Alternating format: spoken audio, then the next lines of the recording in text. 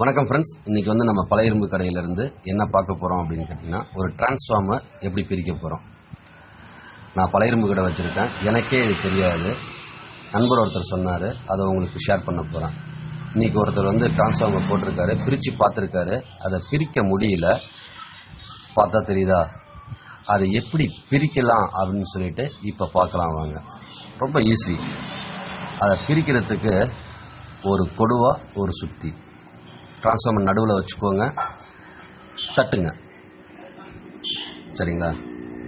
தட்டுனீங்க அப்படின்னா எவ்வளோ ஈஸியாக பிரியுது பாருங்கள். இந்த ஐடியா தெரியாமல் நான் 72 கிலோ டிரான்ஸ்ஃபார்மர் போட்டுட்டேன். அழகாக பிரித்தாச்சு. ரைட்டுங்களா? ரொம்ப ஈஸி.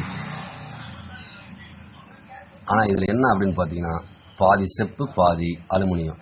செப்பு காயிலாக இருந்தால் தான் எங்களுக்கு லாபம். இதில் பாதி அலுமினிய காய். சரிங்களா? இதுபோல் யூஸ்ஃபுல்லான வீடியோ உங்களுக்கு வரணும் அப்படின்னு நினச்சிங்கன்னா நம்ம சேனலை ஃபாலோ பண்ணிக்கிங்க, சப்ஸ்கிரைப் பண்ணிக்கிங்க. இந்த வீடியோ பற்றி ஏதாவது சொல்ல நினச்சா கமெண்ட் பண்ணுங்கள். இதுக்கு பிறகு ரெகுலராக நம்ம சேனல்லேருந்து வீடியோ வந்துக்கிட்டே இருக்கும். தவறாமல் பாருங்கள். சமையல் வீடியோ வரும், ஏன்னா சாப்பாட்டு கடை வச்சுருக்கோம். காய்கறி வீடியோ வரும், காய்கறி விலைப்பட்டியல் பற்றி வரும், ஏன்னா காய்கறி கடை வச்சுருக்கோம். ஓகேங்களா? ஓகே, நன்றி. சப்போர்ட் பண்ணுங்கள்.